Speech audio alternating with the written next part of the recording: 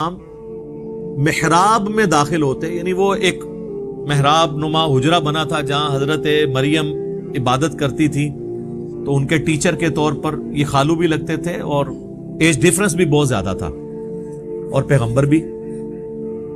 جب کبھی وہ داخل ہوتے محراب میں وجد عندہا رزقا، تو وہاں پہ وہ رزق پاتے۔ اللہ اکبر۔ وہ رزق ایک غیر معمولی رزق، یہ نہیں کہ کوئی آ کے نذرانہ چڑھا کے چلا جاتا تھا، ورنہ تو حضرت زکریا کو پتا ہوتا کہ یار یہ تو فلاں دے گیا ہے۔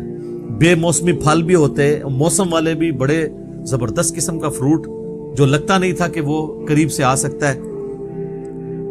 تو حضرت زکریا علیہ السلام نے ان سے پوچھا، قال یا مریم انا لکی ھذا، اے مریم یہ کہاں سے تیرے لیے یہ اتنا فروٹ آ جاتا ہے، ایسا رزق آ جاتا ہے۔ آپ ذرا پیری مریدی کے رشتے میں ذرا دیکھیں اس کو۔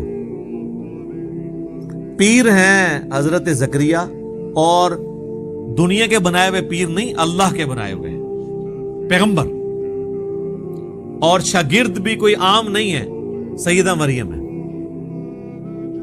اور پیر اپنے مرید سے، مریدنی سے، یا اپنے سٹوڈنٹ سے پوچھ رہا ہے کہ یہ تیرے اوپر جو اتنا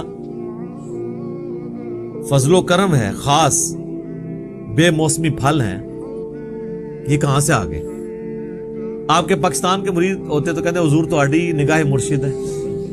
ہاں، کیونکہ یہ تصوف کی لائن میں اللہ کا نام یوز ہوتا ہے، باقی فنا فی شیخ میں ہی ختم ہو جاتا ہے بندہ، فنا فی اللہ تک نہیں پہنچتا۔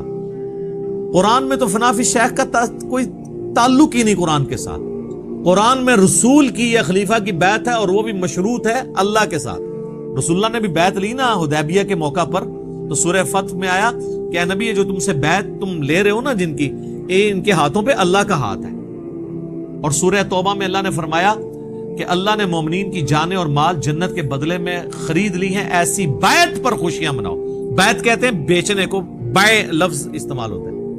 انسان کسی انسان کے آگے اپنے آپ کو نہیں بیچ سکتا، صرف اللہ ہی ہے جس کے سامنے آپ بیچ سکتے ہیں۔ پیغمبر بھی آن دا بہاف آف گاڈ آپ سے بیعت لیتا ہے۔ یہاں تو کہتے ہیں نہیں، پہلے فنا فی شیخ ہوتا ہے، پھر فنا فی رسول ہوتا ہے، پھر یہ ہوتا ہے، فلاں یہ ہوتا ہے، کرتے کرتے کدھر تک لے جاتے ہیں، وہ فنا فی شیخ میں ہی مر جاتے ہیں۔ تو یہاں پہ شیخ پوچھ رہا ہے تو وہ مرید یہ نہیں کہہ رہا کہ حضور نگاہ مرشد ہے، حضور آپ کی ساری برکتیں ہیں، آپ کا ہی فیض ہے۔ نہیں، جواب جو ہے وہ بڑا عجیب ہے۔ ویسے قرآن و سنت کی جو ڈاکٹرین ہے اس میں بالکل یہی جواب دینا چاہیے، چاہے پیغمبر بھی سامنے موجود ہو نا، تو یہی کہنا چاہیے کہ یہ اللہ کا فضل ہے۔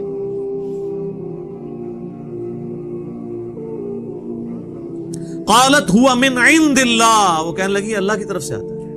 اللہ اکبر۔ ان اللہ یرزق من یشاء بغیر حساب، بے شک اللہ جسے چاہتا ہے بغیر حساب و کتاب کے رزق عطا فرما دیتا ہے۔ اب یہاں تو ہونا چاہیے تھا بھی تجھے بات کرنے کی تمیز نہیں ہے، میں نہیں اللہ کو مانتا، تو مجھے بتا رہی ہے کہ اللہ کی طرف سے، اللہ کی طرف ہی آتا ہے سارا کچھ، اللہ ہی کرتا ہے، پر کوئی ساڈا بھی وچ نظر ہے نا، فیض ہے نا، ساڈے ہی صدقے تسی کھا رہے ہو نا، صدقے صدقے سب انڈیا پاکستان بنگلہ دیش دی بیماریاں نے۔ قرآن میں یہ چیز نہیں ہے، قرآن بالکل واضح ہے اپنے عقائد اور نظریات کے اندر۔ اور نبی علیہ السلام کی اگر زندگی آپ دیکھیں تو وہ تو آپ کو اس معاملے میں بہت سینسٹیوٹی کا لیول نظر آئے گا۔ صحیح مسلم میں حدیث ہے، کتاب الجمعہ چیپٹر میں، جمعے والے چیپٹر میں، نبی علیہ السلام کے سامنے ایک صحابی نے خطبہ دیتے ہوئے کہا، من یطع اللہ ورسولہ فقد رشد، جو کوئی اللہ اور اس کے رسول کی اطاعت کرے وہ کامیاب ہو گیا، ومن یعصہما فقد غوا، اور جس نے ان دونوں کی نافرمانی کی وہ گمراہ ہو گیا۔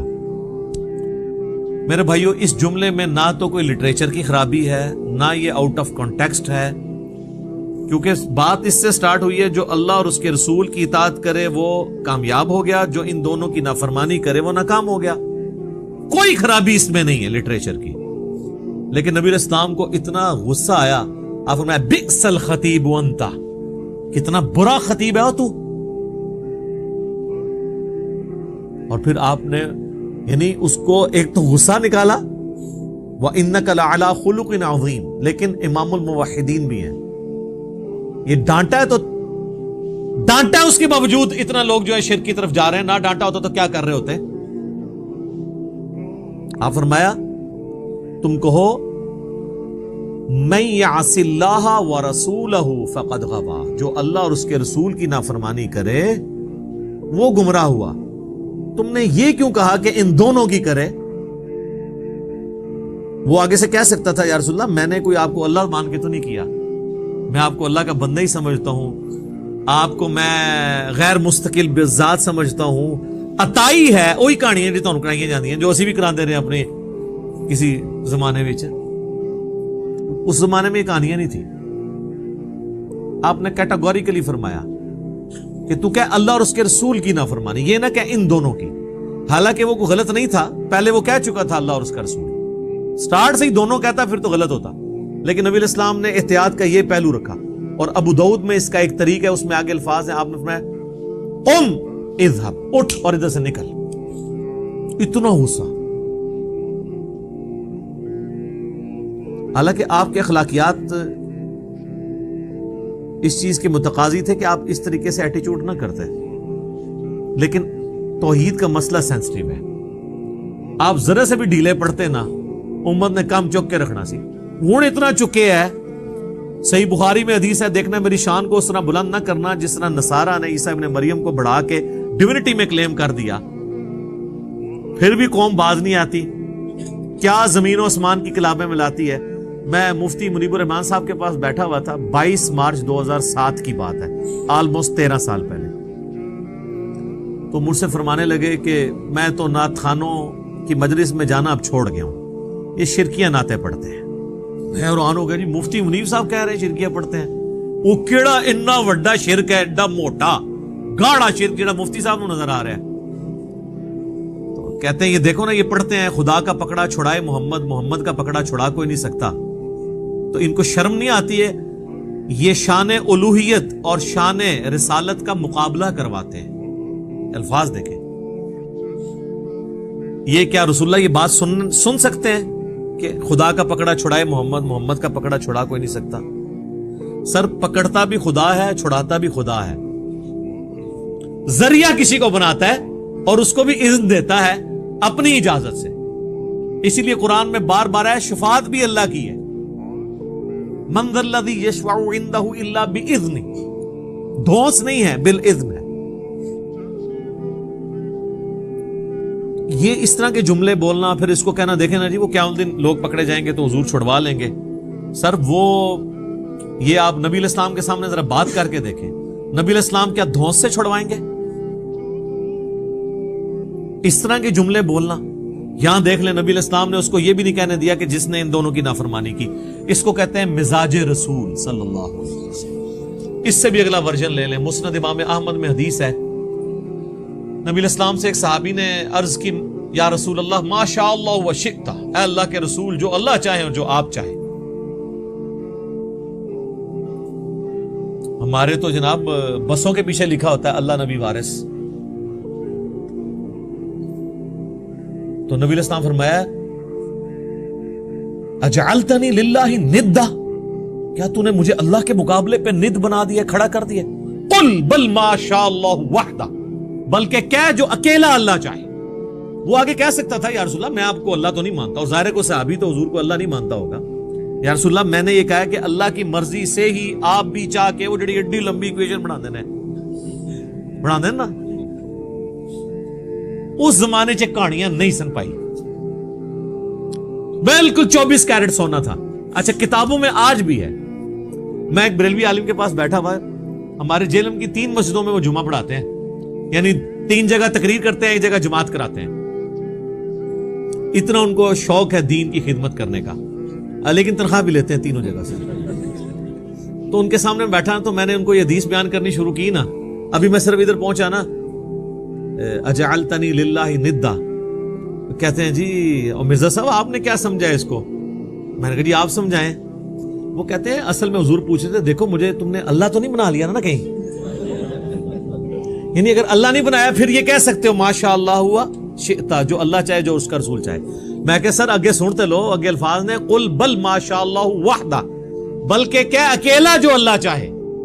تو حدیث نے اپنی حفاظت کر دی. حضور یہ نہیں پوچھ رہے تھے کہ بھئی اگر اللہ بن کے کر رہے ہو تو نہ کہا کرو، اگر مجھے مخلوق سمجھ کے کہہ رہے ہو تو پھر کہہ دیا کرو کہ جو اللہ کی مرضی اور جو اس کے رسول کی مرضی.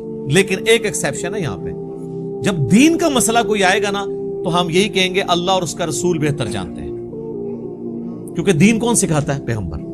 لیکن جو تکوینی امور ہیں، جو تقدیر سے تعلق رکھتے ہیں، وہ اللہ کے ساتھ خاص ہے. صحابہ کرام جس معاملے میں دین کے کوئی بات نہیں سمجھ آتی تھی کہتے تھے اللہ اور اس کا رسول بہتر جانتے ہیں. واللہ ورسولہ اعلم، کیونکہ دین تو رسول اللہ نے سکھانا ہے نا. بخاری و مسلم دونوں میں حدیث ہے، اللہ تعالیٰ جس کے ساتھ بھلائی کا ارادہ فرماتا ہے اسے دین کی فقہ عطا فرما دیتا ہے، سمجھ بوجھ، اور دیتا اللہ ہے، میں تو صرف تقسیم کرتا ہوں. نبی علیہ السلام نے کہا یہ جو دین بھی میں سکھا رہا ہوں نا، یہ میں اپنی کوئی بات نہیں سکھا رہا، اللہ مجھے دیتا ہے. وما ينطق عن الهوى ان ہوا الا وحی یوحى. اسی کو پکڑ کے پھر وہ اعلیٰ حضرت نے شعر کہہ دیا نا، رب ہے معطی یہ ہے قاسم، رزق اس کا ہے کھلاتے یہ ہیں.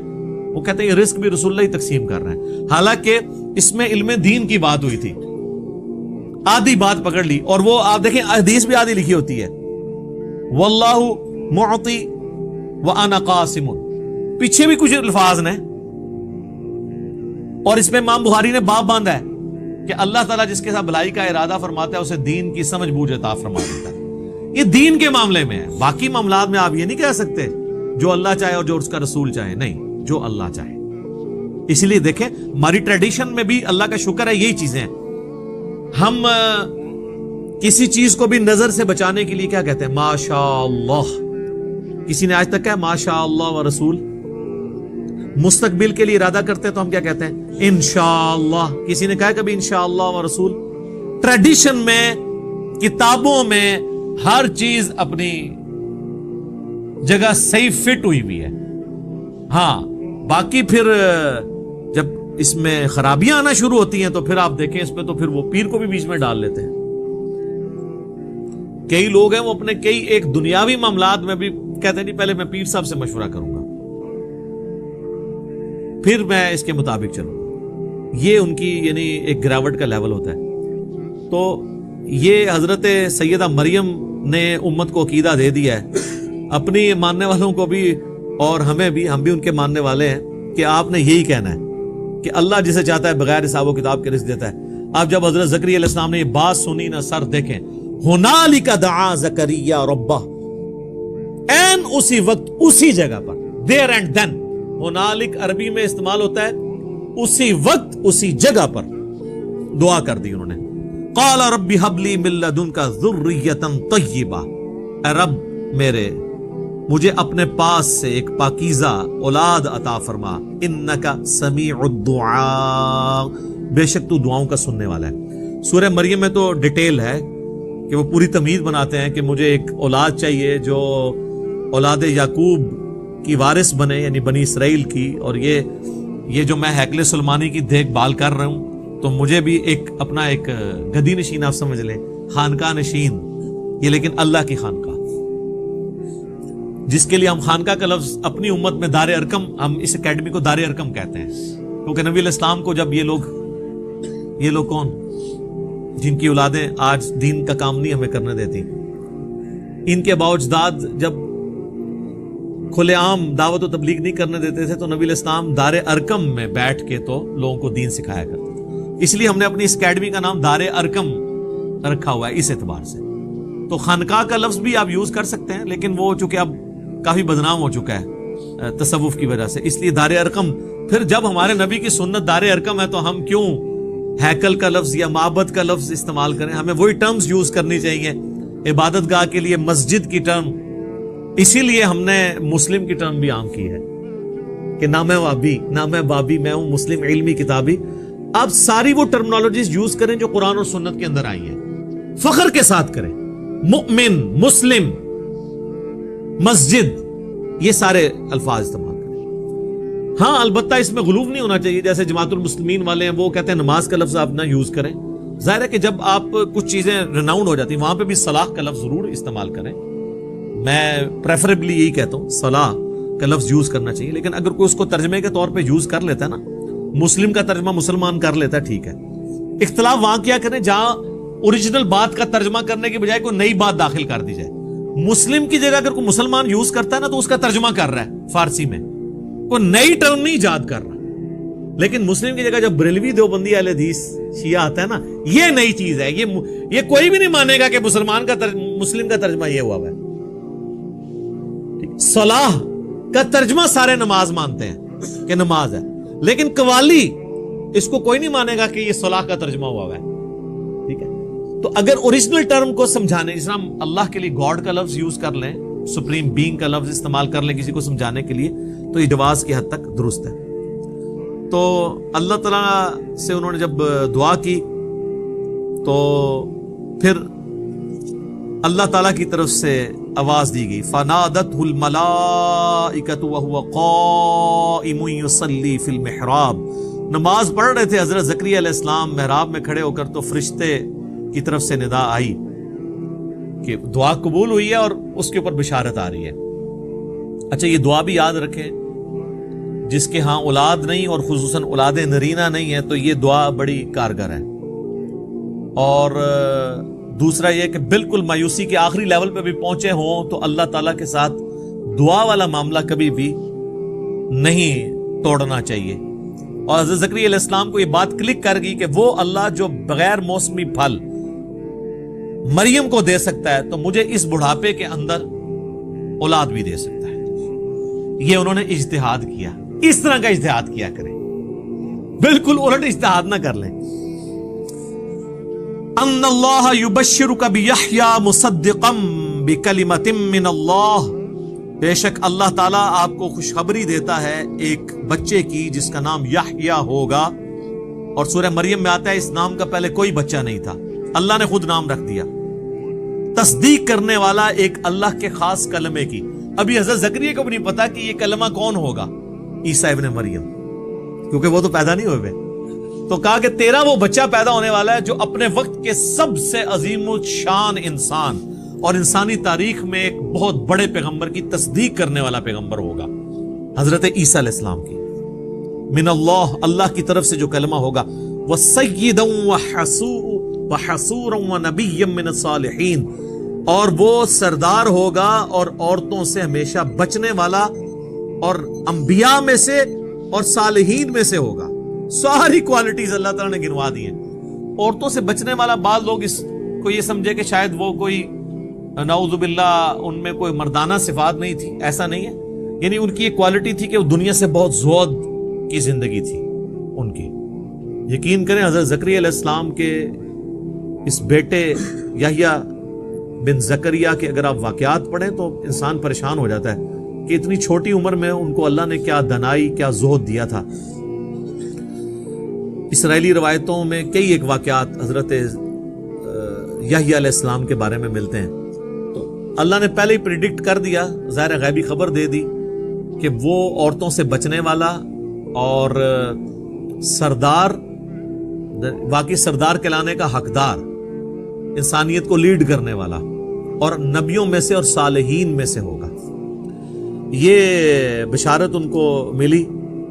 اس کے بعد حضرت زکریا علیہ السلام نے کچھ باتیں اللہ تعالیٰ سے کی، وہ انشاءاللہ تعالیٰ اگلی کلاس کے اندر ہم ڈسکس کریں گے. وہ بڑی